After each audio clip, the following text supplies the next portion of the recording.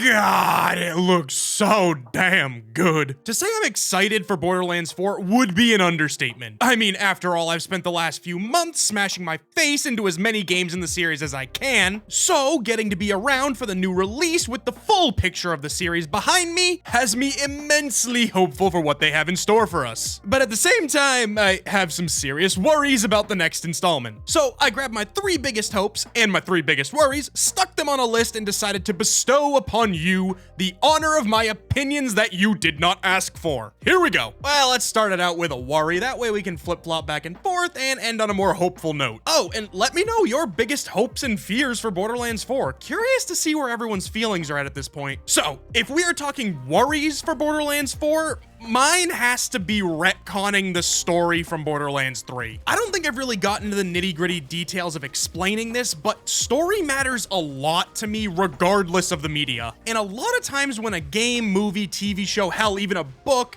has an ill-received story, there is a higher chance of some retconning or time travel related aspects added to the story. So yes, the fact that the villain of Borderlands 4 appears to be named the Timekeeper. Yeah, I got some alarm bells going off in my head over here. Now, obviously with the game not out and only a small gameplay trailer we can go off of, we have little to no idea if this actually is time travel related. While I feel like the name points to an obvious outcome, it is Borderlands and wacky stuff tends to happen. Anyway, hell, for all we know, time could be treated as a currency on this planet. We don't really know. He could be the master of all of it, meaning he keeps all the currency on the planet. Who knows? Maybe it's not actually time travel. On a completely unrelated side note, In Time is a fucking amazingly underrated movie. Anyway, the point is we don't know for sure, but it does worry me. As much as I loved Maya, Roland, and Jack as characters, their stories are over, and they ended in the way that best served their respective stories. Time travel just undercuts any type of end that they had. Sure, the pacing of BL3 was an absolute mess, but I will say it again, in concept, the story wasn't bad. Had its issues, but wasn't bad. Borderlands 4, if I'm not mistaken, is taking place away from Pandora and most of the characters we know. So even if there isn't a direct subversion to Jack or Maya's end, it opens a messy door that is very hard to get closed should they actually add in the aspect of time travel. I really want Borderlands 4 to stand on its own like Borderlands 2 did so many years ago, not rely on the success of the past, have its own story and own set of characters it can rely on. But time travel retconning the third game will just cheapen the story right out of the gate for me. But with any luck, they aren't going that way, and only time will tell what the Timekeeper is capable of. That was a sentence. But regardless, given what happened with the Calypso twins, I am worried that Borderlands feels like it constantly needs to run back to the successes of the past to have a successful game now. Speaking of something from the past games that I'm really hoping makes a resounding comeback, I'm sorry if this is hypocritical and undercuts my previous point, but anyway, moving on. True Vault Hunter mode and Ultimate Vault Hunter mode. While True Vault Hunter mode wasn't exactly missing from Borderlands 3, it wasn't necessarily there either. Bear with me here. It was pointless by all accounts. It didn't add any new loot, enemies, enemy variants, or really anything to the game at all, so there was no real point in pursuing it. And that is a real shame because I feel like True Vault Hunter mode and Ultimate Vault Hunter mode have been major advantages to the previous games. Not only did it keep the players engaged with new enemies and new loot and rarities to hunt down, but also allowed for more exploration each time. Hey, maybe you did a few of the side quests in normal, so you do the others in True Vault Hunter mode. Then since you pursued a whole new set of side stories in True, you clean up the rest in Ultimate. Or just taking other mission rewards to see what they do and finding out that some of the most interesting guns in the game come from these side stories. And to be honest with you, on top of that, at least to me, True Vault Hunter mode and Ultimate Vault Hunter mode may have kept the developers more grounded when it came to the story. I'm not entirely sure why and would like to preference that correlation is not causation, just have to add that in there. But it is really strange that the story and pacing is at its worst in the only game that True and Ultimate Vault Hunter mode aren't necessary to access the full endgame. Nothing is locked behind these difficulties in Borderlands 3, and there are times that the story just drags on and on. Meanwhile, in the games where these modes are present, they seem more more aware of the fact they are asking the player to run through the game 3 separate times to access everything at the endgame level. And through that, the story is more grounded and direct and feels like it lacks a ton of fluff in the main story because you need to do it 3 times. But in Borderlands 3, lacking both of these modes, there's a lot of fluff in the main story. Looking at you, Eden 6. On a side note, I don't hate the area at all, but for the story's sake, like 90% of those missions could have been side missions. I'm just saying. I don't know. I'm hoping to see True and Ultimate Vault Hunter mode back because I love the challenge and love the concept of hiding the higher rarities to the higher scaled states of the game, but I also do hope it comes back because I think it helps the developers tell a more concise story when they are asking the player to do more than one run. Now, in conjunction with the hope of the Vault Hunter modes returning, I am also really worried about the loot variety this go around. The more I sit with it, the more and more baffling of a decision it was to remove Pearlescence, Seraphs, and Effervescent rarities from Borderlands 3. Effervescence especially because they came in with Fight for Sanctuary, you know, the DLC that set everything up for Borderlands 3. I guess after it was all said and done, they just decided they didn't want them in the game, which kind of sucks because we just got them, but now we lost them, and sad. Look, I'm truthfully worried about this because it just doesn't make sense to not have them in the game. Honestly, had Borderlands 3 had some higher rarity to farm, I don't even know if I would have cared as much about the legendary vomit that took place with the farming in 3. And what's somewhat more confusing is there genuinely are rarer items in Borderlands 3 that probably deserved a higher variant. The Engulfing Super Shredder Fire, a 50-50-50 Company Man, a triple stacked Revolter, or a 16 times Robin's Call.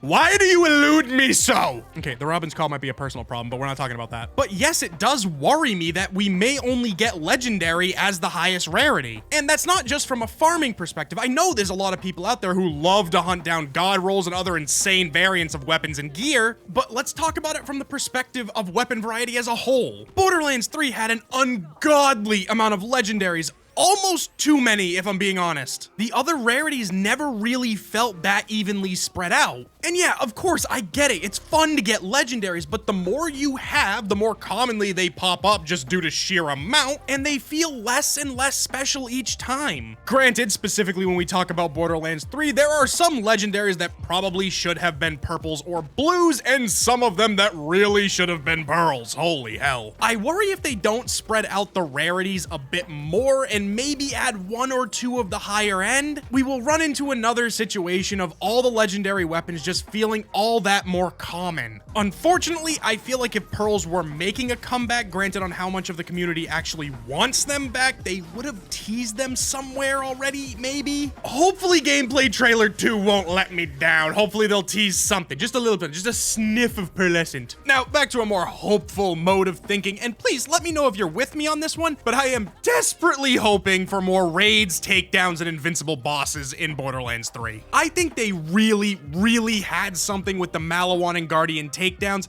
and I wish, oh how I wish there was just more of them. Same goes for the invincible bosses. Those are just such a great time and a real hard DPS gear check at the higher levels of Endgame. I mean, I can't say if they're gonna be named the same going into Borderlands 4. I don't know if takedowns were strictly a Borderlands 3 thing, but either way, the concept was fantastic. Run with it. Hell, make them even longer. Give World of Warcraft a run for their money. Give us a gauntlet of bosses to have to run through, and if we make it through, give us keys or something akin to the Diamond Loot Room. Truth be told, in its current state, I'm not the biggest fan of the Diamond Loot Room concept in Borderlands 3, but if you were to have us earn the keys for it from slaying raid bosses, I think I could easily accept that. Hell, make it hard. Make it stupid fucking hard. Have it be 16 bosses you throw at us in one run. So if it wasn't abundantly obvious, I am a very large fan of the takedowns and would love to see them return in a grander scale or just in larger numbers. Or hell, to be honest with you, just give me Mr. Torg's take back of Torg raid and I will never ask for anything else in my life. Well, maybe a couple more explosions.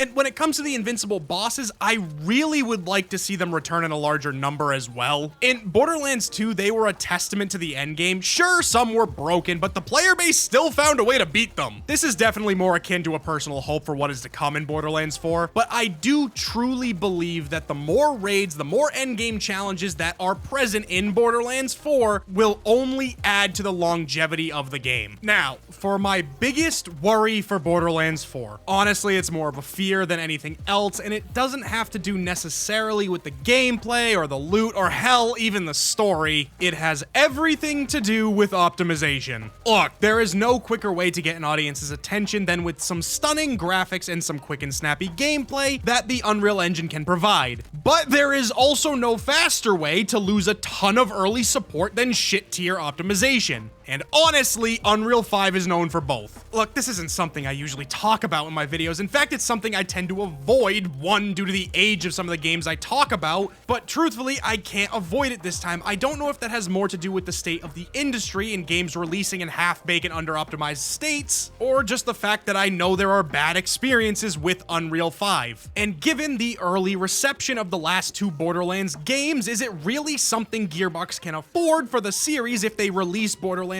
4 and 90% of the fucking player base can't load the freaking game? I mean, that is a massive blow to the overall reception of the game. It doesn't matter if the game is an absolute drop-dead fucking masterpiece, if the majority of your player base is struggling to get 35 frames per second, plagued with crashes every 10 seconds or every time they dare open a menu, or hell, even failing to get the game to load in the first place, it doesn't freaking matter. How good the game is, that is the only thing people are gonna talk about. And that is a genuine fear for me for a series that I have come to adore. And it's something I have never worried about when it came to a new game release. It is entirely a new phenomenon for me because I am witnessing it every 5 days in this current state of the industry. I mean, let's just look at Monster Hunter Wilds as an example for right now. It is an absolutely fucking fantastic game, but holy fuck, the optimization is all over the place for everybody. And I have a pretty beefy setup considering gaming has always been my hobby, so I have invested in higher end hardware. And when I went to compile shaders, I thought it exploded. So if the current state of the industry is that all the games are optimized only for everyone rocking a $3,000 spaceship ass GPU sold by a man in a bad jacket, yet no wonder people have started worrying about optimization ahead of the game coming out. Look, for now, Gearbox has my trust, and I really do think that they would take the time to at least optimize it enough that it's not a complete shit show. But the state of the industry has taught me to expect otherwise, so yes, it is a genuine fear at the moment. Am I crazy for thinking this way? Let me know down below if you're thinking kind of the same way, because when I found out it was going to be on the Unreal Engine 5, well, to be honest, my stomach nearly dropped out of my butt. Sorry for the imagery on that one. Now, if I have one hope that is above all the rest, one thing I would want more than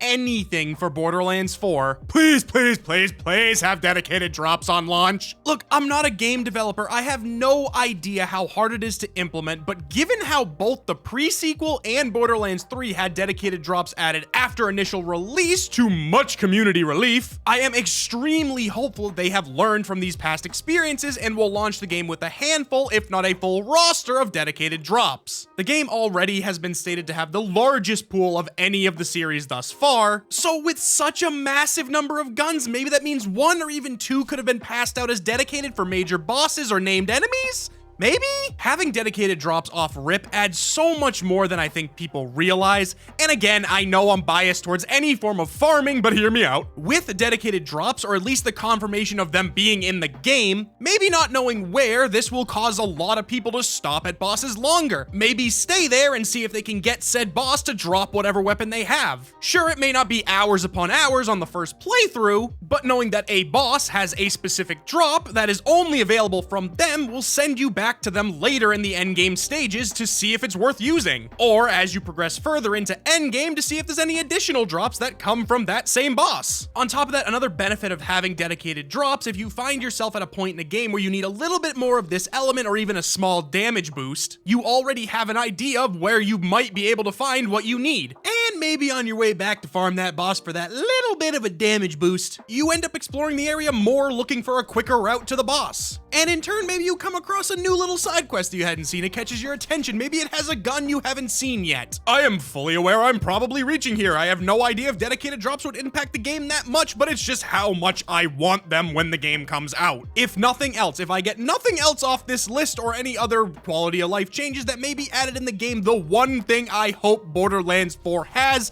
is dedicated drops at launch, please. Because at the end of the day, I feel like it would do so much for the reception of the game as a whole. Not only would it give the longtime farming fans of the series something to look forward to, but also a little fun bonus for any new players or first-time players to the Borderlands worlds. So yeah, that about sums it up. I'm not exactly terrified about the game's well-being when it comes out, but I am definitely worried about a few things. But at the same time, I am wildly hopeful and optimistic for what is to come. I mean, hell, they do a couple of things correctly and a couple of things better than previously, and shit, we might have the best Borderlands game in the series thus far. But you know what? What about you? What are your hopes, your fears, your absolute must-haves, and your absolute must-avoids? This bird brain wants to know because knowledge is power, or something like that. Anyway, see ya!